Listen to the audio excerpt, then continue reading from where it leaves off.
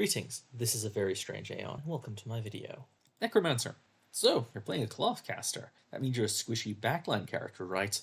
Wrong. Necromancers are the juggernauts of this game. They generally want to stand right in the middle of the battlefield, taking things head on and hitting it straight with their face. They're powerful, tough, have ludicrously high hit points, even more with their shroud mechanic, and they just don't die. They have very little in the way of reactive defense, and they aren't too good against crowd control. Necromancer's defense is built around a combination of just having a ludicrous amount of life, its shroud, which can potentially give it even more life, alongside life draining, and which can potentially build up barrier as well, depending on your build. All of this requires it to be constantly in combat to keep itself going, so as I said, it tends to just take things pretty head on. If you play the other classes, I would say this plays more like a Death Knight from WoW than it does a more caster-focused Warlock. There's something important to mention about Necromancers. The Necromancer mechanic is Shroud. This is a pool of energy that builds up from death and damage and various other abilities from its talent trace, and at least for the base Necromancer, when you go into this Shroud, it provides you a second source of health, alongside a new set of abilities to use. These are different depending on which specialization you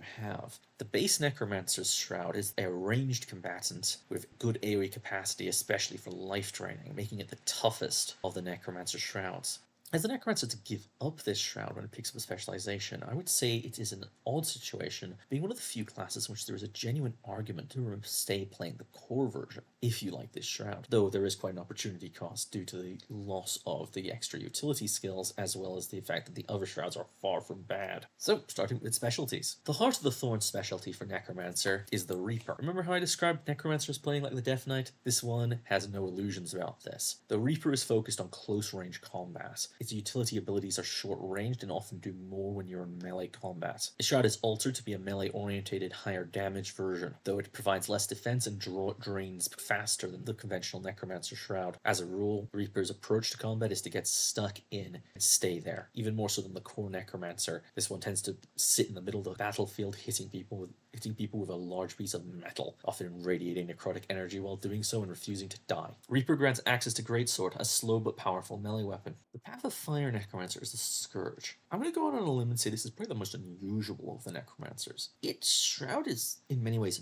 not a Shroud. It doesn't turn into a different form, it doesn't gain extra moves. Instead, what it does is place down an area. That area can be used as a focus for various abilities. These abilities always trigger from the hand Shrouds as well as yourself. As a rule, Scourge is the most supportive-oriented Necromancer, with multiple different ways of granting barrier and healing with its abilities. It has recently had a bit of an identity crisis. Historically, it was highly associated with being the strongest Resurrector in the game, but these days they're moving it more towards playing like a conventional healer or DPS. It is generally less tough than the previous two Necromancers I have mentioned, but due to its ability to generate barrier and healing, it's by no means squishy. It tends to play a more supportive role, and it tends to be very oriented around area control. This makes it dubious in World v World and some PvP modes, due to the general lack of mobility Necromancer already has, mixed with its tendency to want to claim a certain area, meaning it's not exactly good in highly mobile environments. Scourge grants access to Torch, a condition weapon which can also corrupt boons,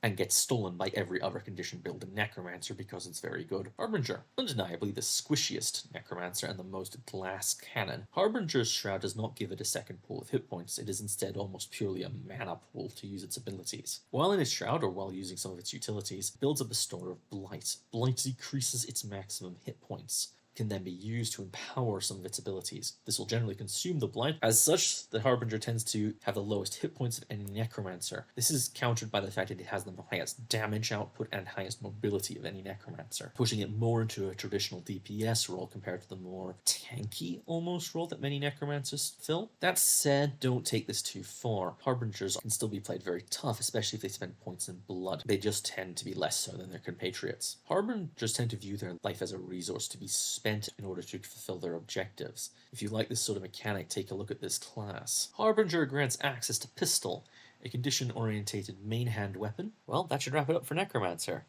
Good luck draining life and killing you, edgelord.